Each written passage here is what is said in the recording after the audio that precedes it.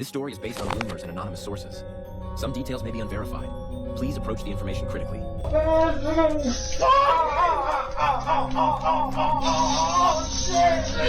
To Dwayne dressing room, and that's when I see Dwayne and having anal sex with Will.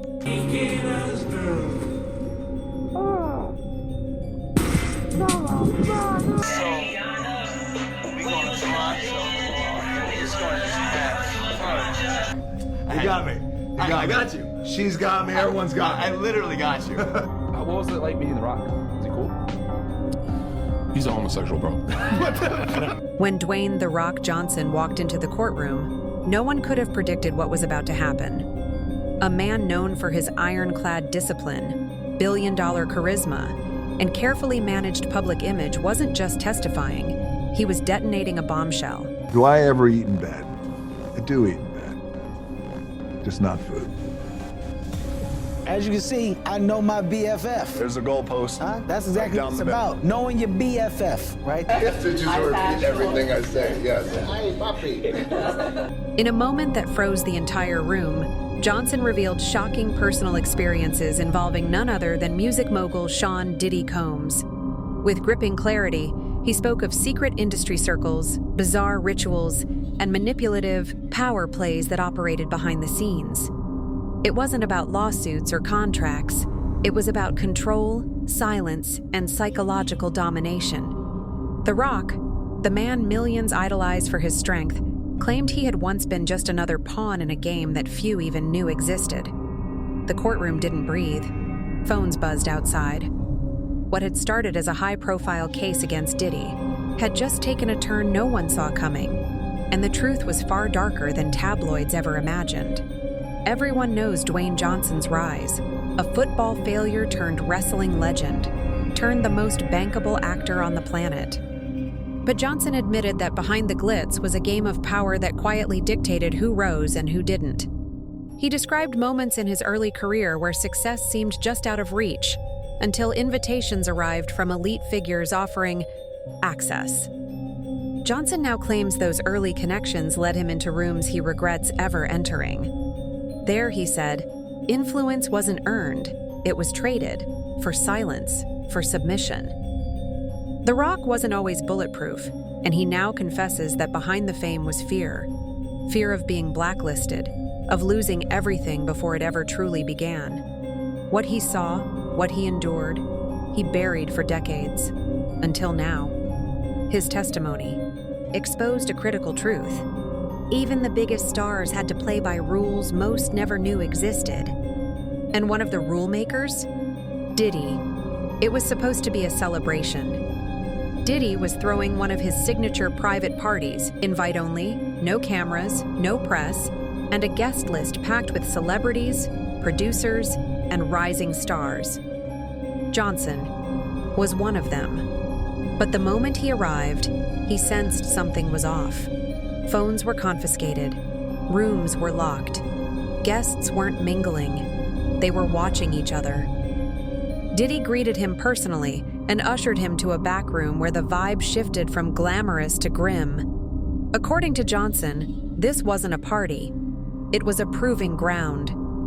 You're either in, someone whispered, or you're out. He was offered drinks laced with who knows what, asked invasive personal questions, and encouraged to participate in trust-building games that felt more like humiliation rituals. Johnson didn't speak of exact acts, but his eyes told the story.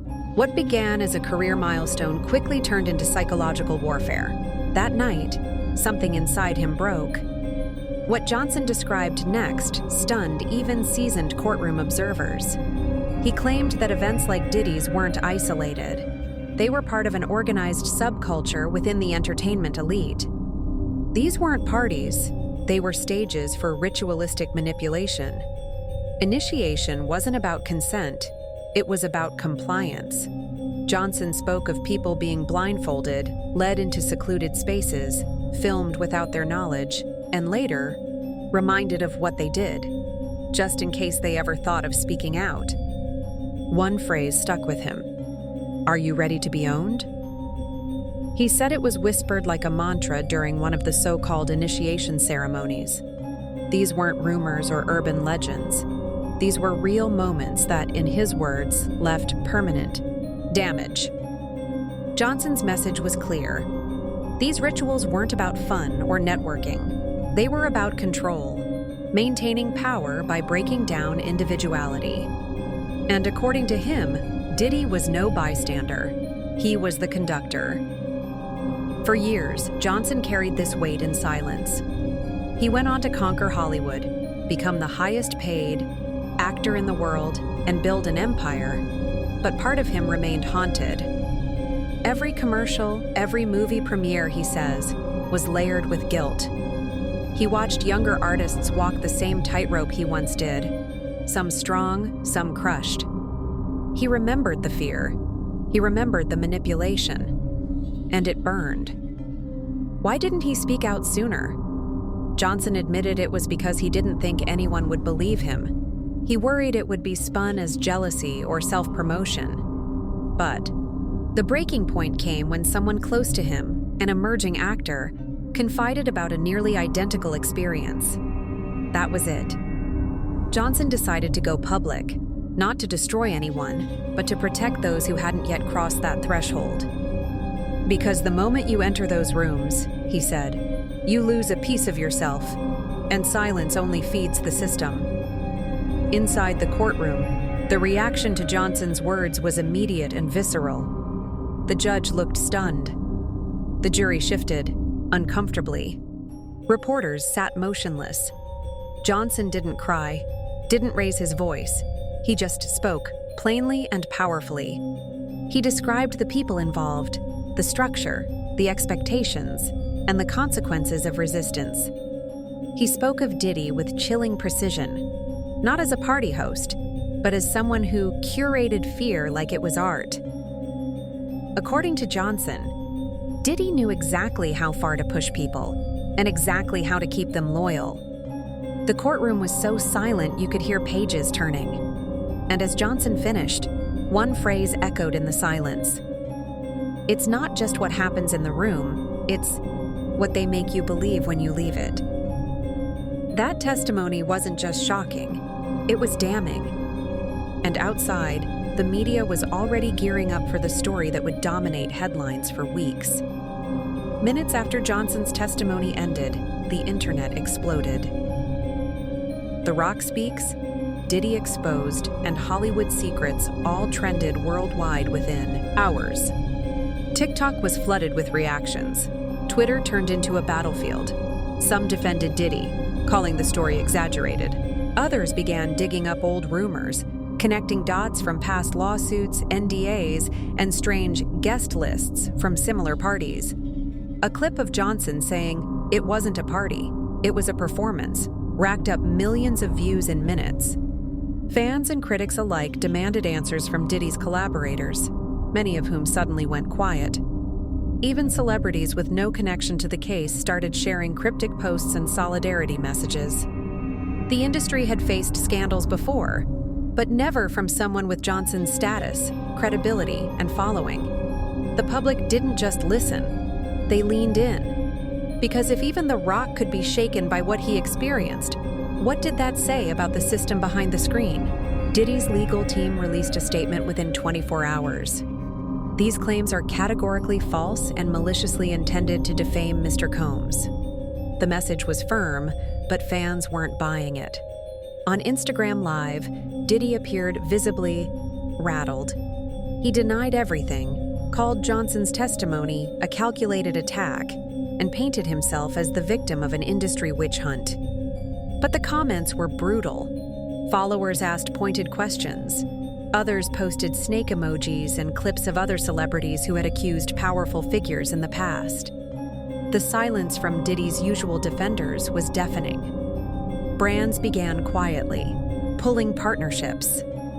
A luxury fashion house delayed a campaign launch featuring him. Even music outlets started removing curated playlists. Johnson's words didn't just land, they echoed. And while Diddy was busy issuing denials, public opinion had already shifted. In a world where reputation is currency, Diddy's value was plummeting fast, and his silence on past rumors, it no longer worked. Hollywood didn't know how to respond. Executives scrambled. Agents whispered. PR teams drafted statements but never sent them. Why?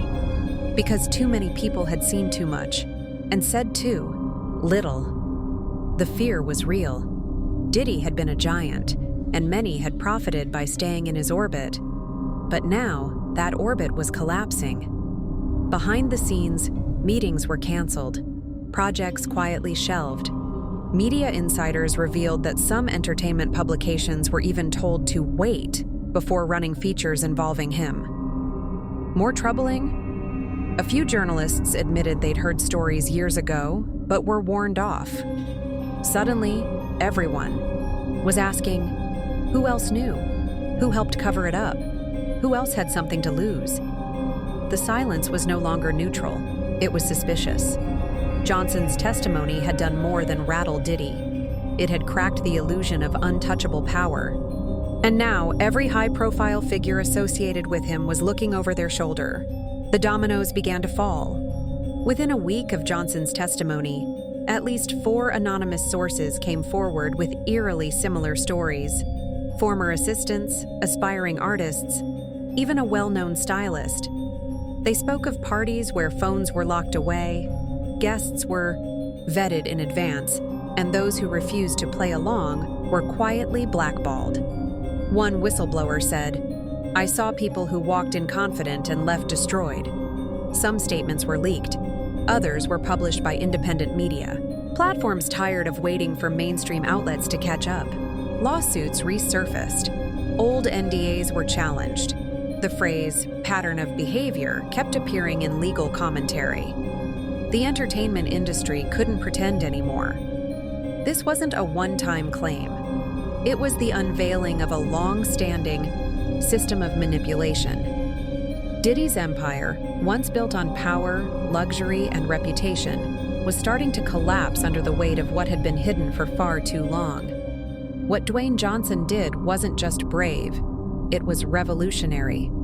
In testifying, he didn't just speak for himself. He cracked the surface of an entertainment industry that has long protected its most powerful players. His message was clear: silence is complicity. And in breaking it, he gave others permission to do the same. Whether Diddy is legally convicted or not, the cultural verdict is already shifting. The system is on trial now. The agents, the executives, the insiders who stayed silent are being scrutinized. And fans aren't just watching, they're demanding change. Johnson's final courtroom statement still echoes, "We all have choices. I made mine. What's yours?" This isn't just about exposing one man. It's about dismantling a structure built on silence, control, and fear. And for the first time, that structure is cracking. The silence that protected it for decades, it's been shattered, and there's no going back. To Dwayne dressing room, and that's when I see Dwayne and having anal sex with Will.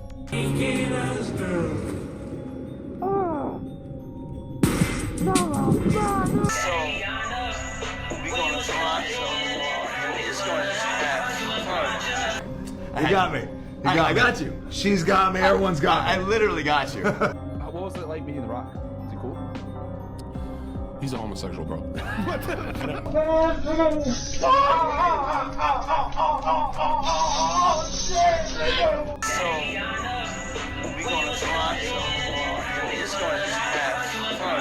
You doing it, man. You deserve it, Daddy. You putting in that work. Proud of you. I love you. What's next? Give me something else. What can't you do? I can do it. I can do anything. Savage. I'm a savage. Oh, I'm a savage. Whatever I want, I'm going to get. Case that happened. This is happening a lot for people. For p.diddy. So I went out to shake his hand, and I shook his hand, and he just was, "Oh, nice to meet you." And he's going, It's just as bad as the diddler. And I know that for a fact. Let's try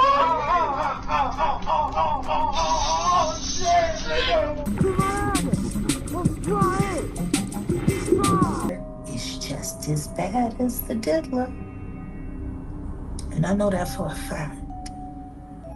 Yo, you ready for our scene? Yeah, no, we don't have a scene together, dude. What are you talking about, man? I have a scene, you have your own scene. I got a feeling that I just want to say that I know so much about you. Licking your ass. What kind of experience have you had? This story is based on rumors and anonymous sources. Some details may be unverified. Please approach the information critically.